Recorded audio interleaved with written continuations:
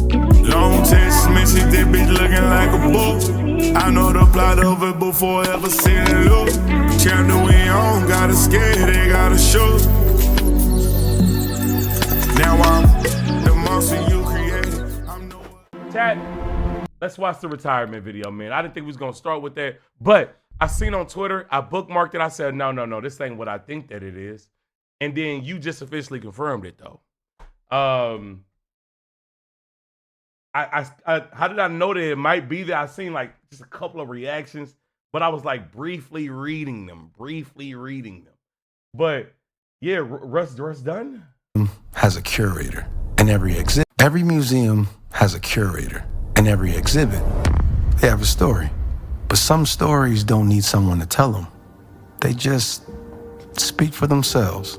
So tonight, I'm not going to tell you what any of this means. I'm just going to show you. And I'm going to ask him a few questions along the way, not because I expect an answer, but because some things deserve to be asked, even in silence. This one's from the inner city of South Central.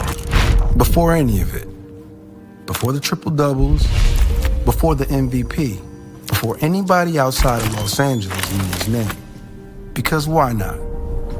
This was the next chapter. The Sonics made him the number 4 pick in 2008. No one in OKC could have told you what he'd become. And this is the one people point to. Like it explains everything. It doesn't. Well, not really. Russ, what kept you going all those years? What made you get back up night after night when the whole league had a highlight reel of you falling down? Yeah, I figured that. You know, people forget. Nobody knew who I was. Nobody knew who I was. Before he was a walking headline, he was just a kid from inner city LA who could jump higher than anybody had a right to. Westbrook from UCLA. Somewhere between the dunks and the draft classes, he became something else. Not just a player, a personality. A meme before we even called it that. A husband, a father, a guy in a kilt at the Met, daring anybody to say something. What did winning mean to you? I mean, really. No, not just the trophies. The actual feeling of it. Some things you don't say. You just play them over and over until everyone else understands too. Because why not? It's a damn good fucking video. This swing isn't finished yet. That's not a mistake. We left it this way on purpose. Because whatever's next, the mentorship, the foundation, the kids who are gonna grow up wanting to move just like he did, that part hasn't been built yet either. Were you ever afraid of what happens after the game stops needing you? This swing isn't finished, neither is he. And that's the point. Last question. Now that you decided to step away from everything on your own terms, what are you the most proud of?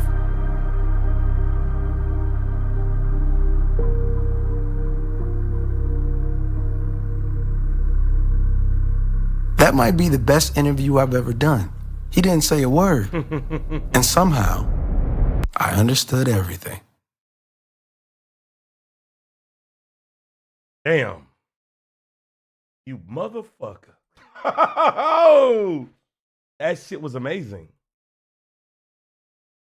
That shit was amazing. Holy shit. Yo, if you can't tell, Russ, after 18 years in the NBA, says that he's done, man. And what I can say is I know he'll literally never watch this video.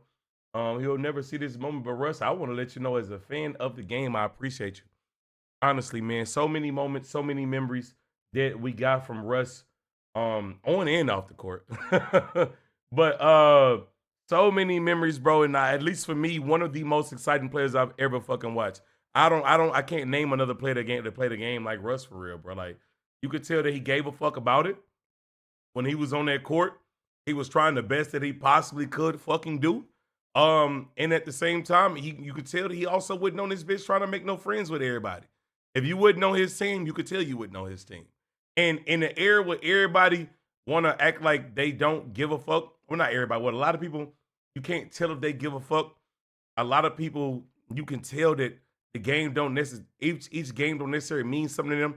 It was refreshing to see Westbrook play the way that he played and have the attitude that he had. So this was absolutely a great retirement video, and it's I'm gonna be honest, I'm a little surprised that he's retiring because sorry, I just dropped something. Russ still can play. Russ can still play, right? 100%. But like he said, he's gonna leave on his own terms. There's not that many players in the NBA that can just they're like, oh damn, we gotta pass Russ by.